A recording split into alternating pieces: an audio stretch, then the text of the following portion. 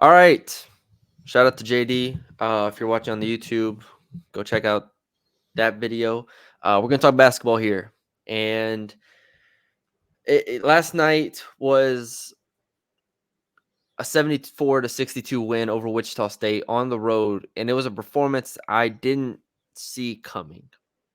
And I don't mean that in a bad way because we've talked about this team and maintaining belief in this team, and we've been at the forefront of trying not to panic.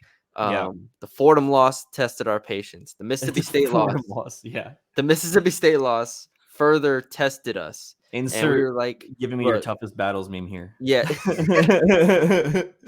please stop giving us your toughest battles, please. I don't Yeah. enjoy this anymore." Yeah. So we knew what this team like, what their limitations were, I guess. But the whole reason I think we stayed on, and you can talk about this, but like the whole reason we stayed on is because we've been through this before with North Texas, and you're getting Rondell Walker, or you're adding Rondell Walker to this team, and we know this team can take it to another level. Like I think we've seen enough flashes this year because they've been in position to win these games to say, all right, they're not a bad team. Right. They're just losing games that they should be winning in a lot of cases. Boise, Fordham, LSU, potentially St. John's. Like those are games they could have won, but they lost. So we weren't jumping off the ship. But damn it, if they lost to Wichita State start conference play, we're on the plank. We are definitely on the plank, and it didn't almost happen, but like my confidence wavered when Ruben came out with an injury, but we can talk about that later. Yeah. But yeah, I mean, you're completely right.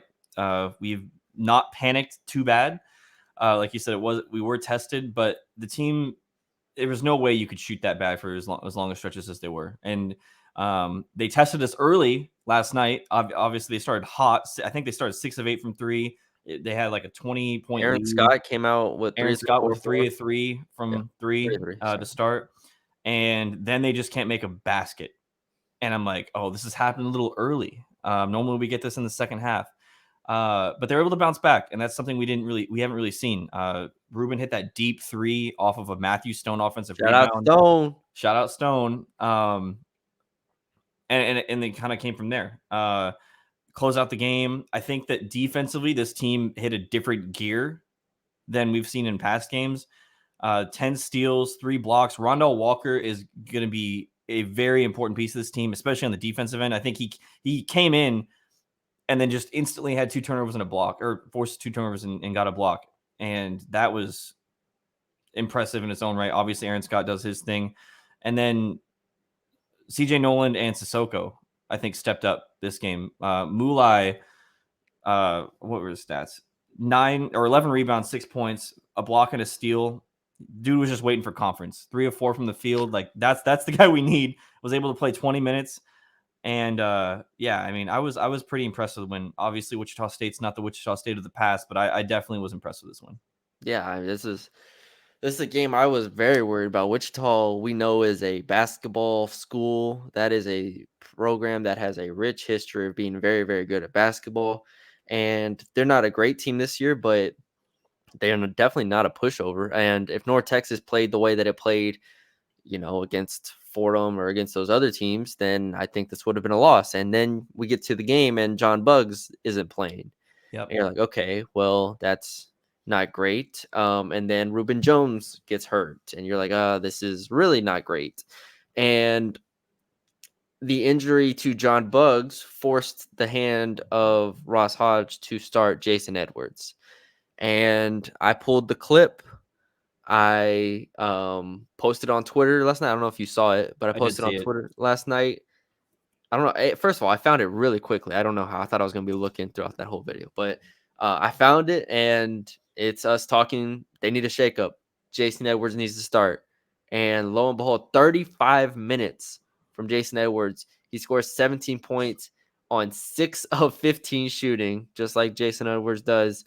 Not the most efficient player, 0 assists, 2 turnovers.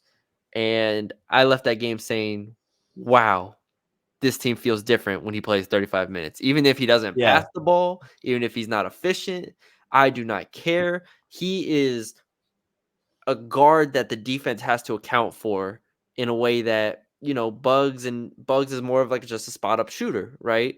Nolan can do some stuff off the dribble, like you said, he played well, but Edwards is a different caliber player, and when he hit that shot to basically close the game out, Yeah. that is what North Texas has not had this entire season in terms of closing games, in terms of having a guard that just says, "Give me the damn ball, I'm scoring."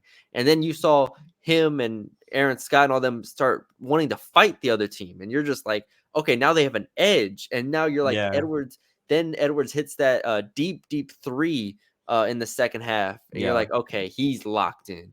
Yeah. Um, that's exactly what we need to see. Jason Edwards wasn't the best game he's ever going to play. He wasn't a crazy night, but damn, it just feels different when he's on the court. Big thing too, he didn't have a lot of turnovers, only 2 turnovers. I think that was really good too. I don't you can correct me if I'm wrong. North Texas did not have a turnover in the first half. Obviously in the second half, you end up getting some.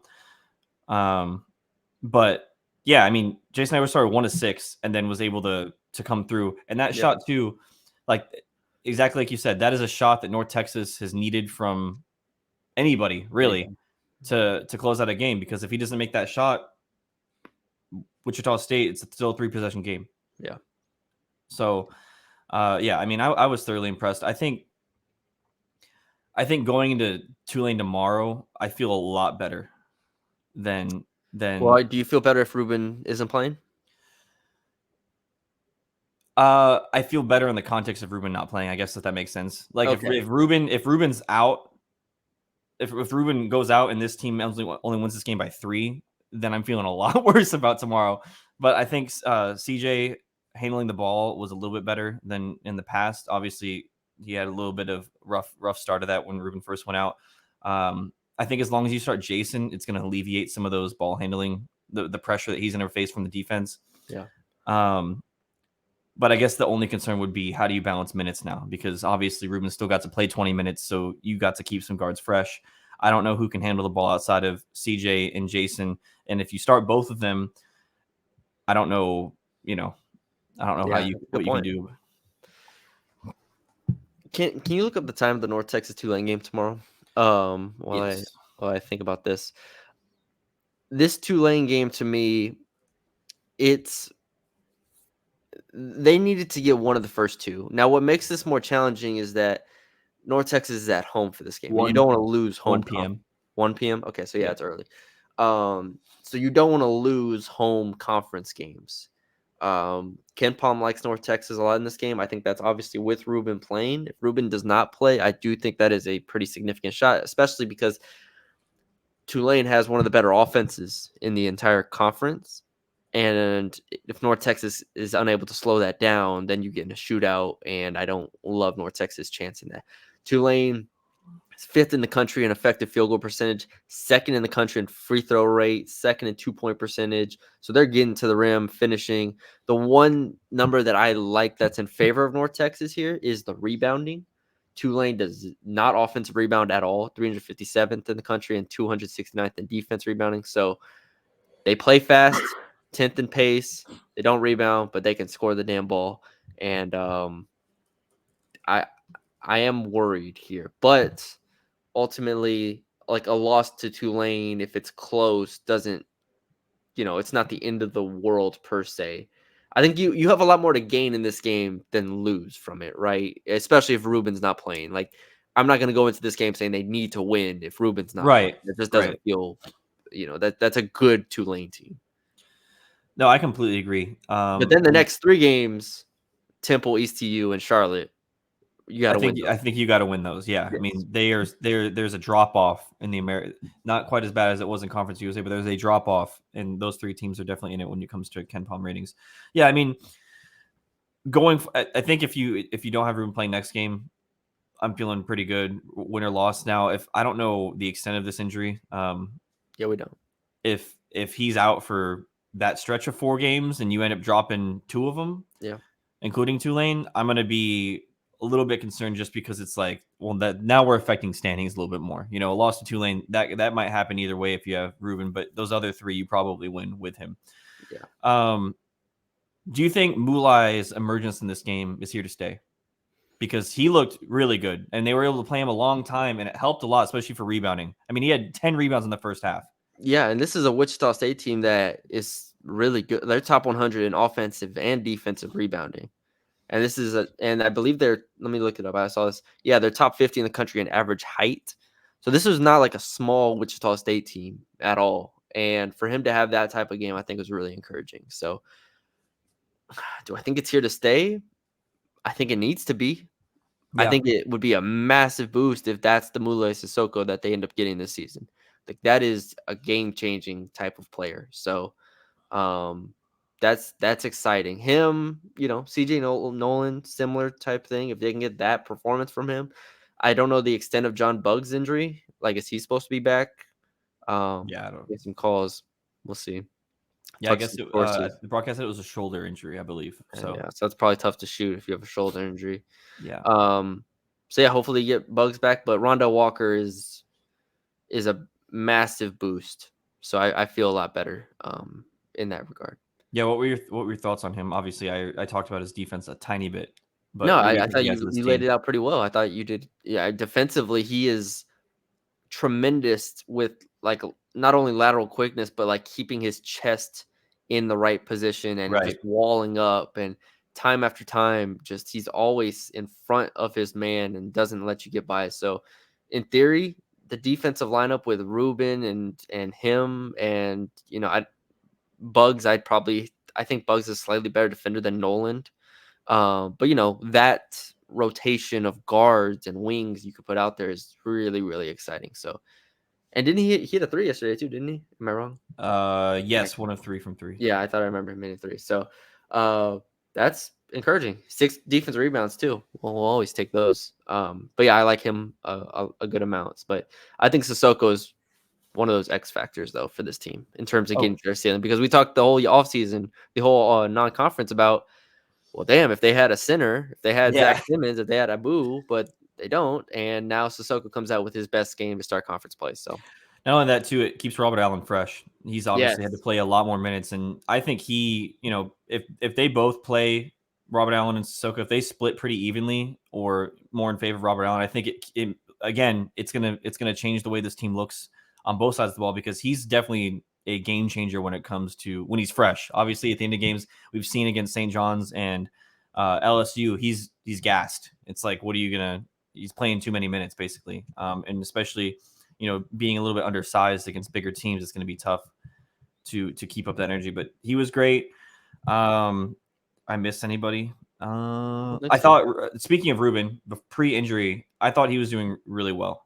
9 points, 4 assists, comes out with a hammy, obviously, but his 3-point shooting looked very confident. And I think that's something earlier in the season, obviously against UTA and I don't remember the other team. Shreveport, thank you. You're gonna have confidence against teams like that, but I think his stroke against Wichita State was really good. Yeah. All right. Yeah. Tulane Saturday 1 p.m. We're recording this on Friday, so we have 24 hours for this, and then we'll see how Tulane goes. Like I said, I don't think win or lose. I'm distraught by the Tulane outcome. You have a lot more to gain than lose in that game. What do you think? Regardless of result, what are you looking for? Like, what's your one thing that you want to see from this team? I don't want to give up. Tulane's going to shoot fast. They're legitimately one of the fastest teams in the country. If your first shot defense is good, you'll be able to get rebounds. And I think there's a chance, even if Ruben doesn't play, they're going to have good enough defense to make this kind of ugly for Tulane. I don't think they're going to shoot well like they did in the last game, every single game. So their defense is going to have to come around. And I thought they played defense well, but this might be a game where they have to hold Tulane to like 63 points, 62 points, something like that. I think the Tulane just recently scored something like that. 66 against George Mason. They lost that game 69-66. So damn, George Mason's good at basketball this year. I think when I clicked on their first in the A10, but obviously I don't know how many conference games they've played. So wow, but yeah. What are they on KenPom? Actually, that's a good thing to probably look up. 88th. See, so I don't know. Tulane, I think is 104. Yeah, 104. So yeah. Hmm. My thing, the thing I want to look for is, or hope to see, is that Mulai just continues to Yeah. be good. Well, you know what would be great is if Jason Edwards has a Jason Edwards game, and I think that's just a foregone conclusion. I need to well, see okay, something but that he's gonna shoot 16 times. But if there's a difference, if he makes 6 and he makes 9, like that's a. But with that's true. Ruben out, if he shoots 50% from the field, they win the game. What's your starting lineup? Assuming you have to, Assuming Ruben's out. yeah.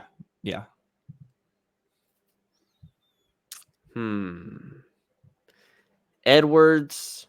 I think it Let, has to be let's Edwards, also say Walker, Bugs is Nolan. in. Let's also say Bugs is in. Well, no, but I don't. I'd be surprised if Bugs played. That's true. It is 2 days. Only Yeah, it's 2 only days. 2 days. Not That's a even good really a point. day and a half because you play a 1. Yeah. I'm gonna say Edwards, Nolan, Walker, Scott, Sissoko, God. And your bench is Matthew Stone, and Robert Robert Allen. Allen. Yeah. These boys about to And be playing a lot of minutes. yeah. Oh, you just get through this. Just get through this, and then you have a full week. You don't play until Saturday, January 13th. So, Yeah, that'd and be good. and it's at home against Temple. So, just push it all, put all your chips in this game, try to win it, and then you go from there. Where I think you have an easier slate for 3 games. So, Yep. all right, that's all we got for y'all today. Thank y'all for watching on the YouTube. If you're watching this episode, go check out the JD one as well. Great content there. If you're listening on the audio side, Apple, Spotify, we appreciate y'all. Leave us a 5-star rating and review. And yeah, we'll be back. I don't know, next week sometime to talk football, basketball, maybe get some Q&A in there a little bit.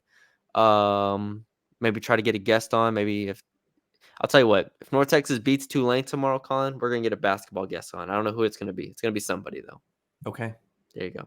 Okay. Probably should do that if they lose too. Either way, but we're gonna get a basketball player on if they win for sure. So stay tuned for that.